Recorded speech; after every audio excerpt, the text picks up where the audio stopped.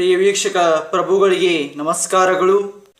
ಪ್ರಿಯ ಪ್ರಭುಗಳೇ, ಈ ನಂಬಿಕೆಯ ಹಿಂದಿನ ಮಾಹಿತಿಯನ್ನು ಮುಂಬರುವ ವಿಡಿಯೋದಲ್ಲಿ ನಾನು ನಿಮಗೆ ತಿಳಿಸುತ್ತೇನೆ. ಈ ರೀತಿಯಾಗಿ ಹಿಂದಿನ ವಿಡಿಯೋದಲ್ಲಿ ತಮಗೆಲ್ಲರಿಗೂ ತಿಳಿಸಿದ್ದೆ. ಹೇಗೆ ಈ ಸತ್ತೂರು ಗ್ರಾಮಸ್ಥರು ಶ್ರೀ ಆದಿಬಸವೇಶ್ವರನ ಮೇಲೆ ಅಗಾಧವಾದ ನಂಬಿಕೆ ಇಟ್ಟಿದ್ದಾರೆ. ಆ ನಂಬಿಕೆಯ ಹಿಂದಿನ ಕತೆ.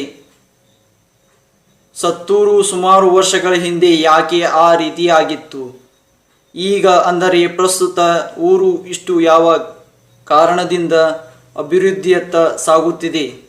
ಪ್ಲೇಗ್ ಎಂಬಂತಹ ಮಹಾಮಾರಿ ರೋಗ ಈ ಗ್ರಾಮಕ್ಕೂ ಹರಡಿತ್ತ.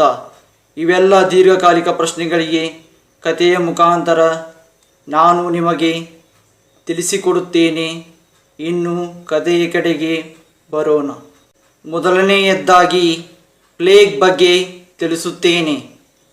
ಇದು ಒಂದು ಸಾಂಕ್ರಾಮಿಕ ರೋಗ. ಈ ರೋಗವು ಎರ್ಸಿನಿಯಾ ಪೆಸ್ಟಿಸ್ ಎಂಬ ಬ್ಯಾಕ್ಟೀರಿಯಾದಿಂದ ಹರಡುತ್ತದೆ.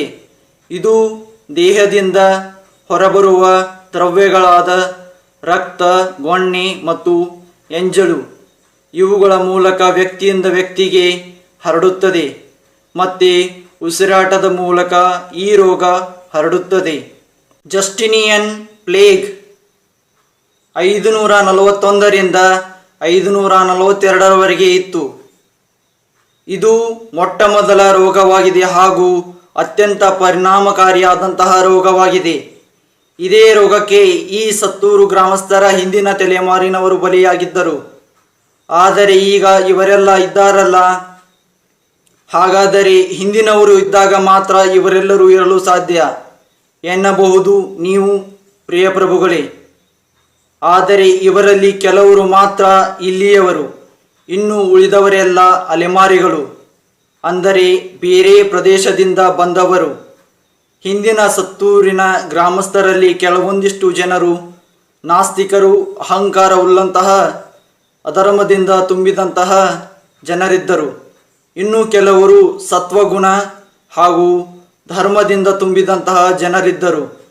ಧರ್ಮದ ಜನರು ಶ್ರೀ ಆದಿಬಸವೇಶ್ವರನ ಮೊರೆ ಹೋಗಿ ಆತನ ಸೇವೆಗೈದು ಆ ರೋಗದಿಂದ ಮುಕ್ತರಾದರು. ಅವರಲ್ಲಿ ಒಬ್ಬ ಗರ್ಭಿಣಿ ಸ್ತ್ರೀ ಇದ್ದಳು. ಅವಳು ಕೂಡ ಒಂದು ಮಗುವಿಗೆ ಜನ್ಮ ನೀಡಿದಳು. ಇತ್ತ ಊರಲ್ಲಿ ಇದ್ದ ಅಧರ್ಮದ ಜನರು ಈ ವ್ಯಾಧಿಗೆ ನರಳಿ ಸತ್ತು ಹೋದರು. ಒಂದು ತುಂಬ ನೋವಿನ ವಿಷಯ ಏನೆಂದರೆ, ಇದರಲ್ಲಿ ಕೆಲವೊಂದಿಷ್ಟು ಜನರು ಒಳ್ಳೆಯವರು ಇದ್ದರು, ಆದರೆ ಅಧರ್ಮದ ಜನರ ಜೊತೆಗೆ ಸೇರಿ ಅಧರ್ಮಿಯಾಗಿಯೇ ಮರಣಿಸಿದರು. ಇದಾದ ಮೇಲೆ ಪ್ಲೇಗ್ ರೋಗದಿಂದ ಸತ್ತೂರು ಮುಕ್ತಿ ಹೊಂದುತ್ತದೆ. ಬಸವಣ್ಣನ ವ್ಯಾಪ್ತಿ ಪ್ರದೇಶದಲ್ಲಿದ್ದಂತಹ ಜನರು ಊರಿಗೆ ಬಂದು ವಾಸಿಸತೊಡಗಿದರು. ಅಲೆಮಾರಿ ಜನಾಂಗದವರು ಸಹಿತ ಬಂದು ಉಳಿದುಕೊಂಡರು. ಹೀಗಾಗಿ ದಟ್ಟ ಕಾಡುಗಳಿಂದ ಕೂಡಿದ ಊರು ಅಭಿವೃದ್ಧಿಯತ್ತ ಸಾಗುತ್ತಾ ಹೋಗುತ್ತದೆ. ಈಗ ಆದರೂ ಸಹಿತ ಈ ಪ್ರಕ್ರಿಯೆ ನಡೆಯುತ್ತಾ ಇದೆ. ಪ್ರಸ್ತುತ ಸತ್ತೂರು ಯಾವ ರೀತಿಯಾಗಿದೆ, ಹೆಣಗಳ ರಾಶಿಯಿಂದ ಕೂಡಿದ ಆ ಸ್ಥಳಗಳು ಈಗ ಯಾವ ರೀತಿಯಾಗಿವೆ ಎಂದು ಮಾಹಿತಿ ಮುಖಾಂತರ ತೋರಿಸುತ್ತಾ ತಿಳಿಸುತ್ತೇನೆ. ಬನ್ನಿ ಪ್ರಿಯ ಪ್ರಭುಗಳೇ.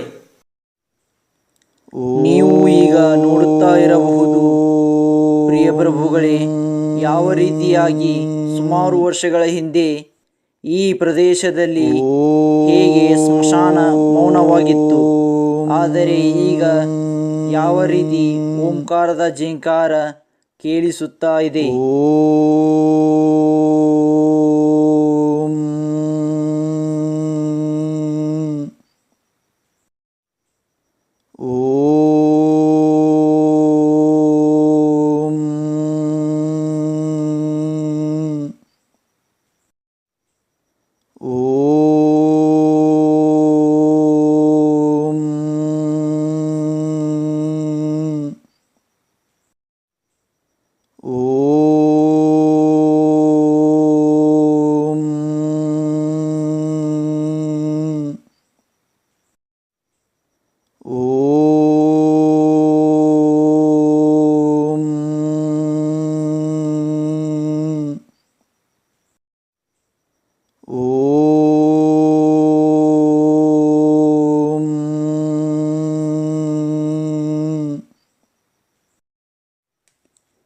ಇದೇ ಸ್ಥಳದಲ್ಲಿ ಆ ಸ್ತ್ರೀಯು ಒಂದು ಮಗುವಿಗೆ ಜನ್ಮ ನೀಡಿದ್ದು.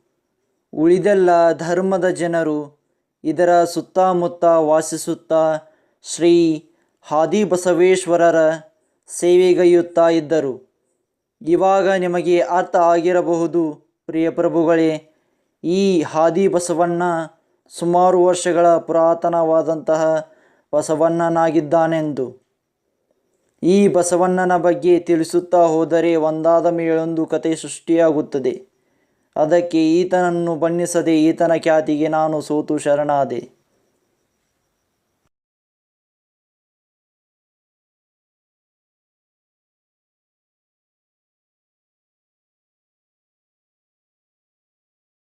ಇದಾಗಿತ್ತು ಹಳೆಯ ಸತ್ತೂರು ಹಾಗೂ ಹೊಸ ಸತ್ತೂರಿಗೆ ಸಂಬಂಧಪಟ್ಟಂತಹ ಕತೆ.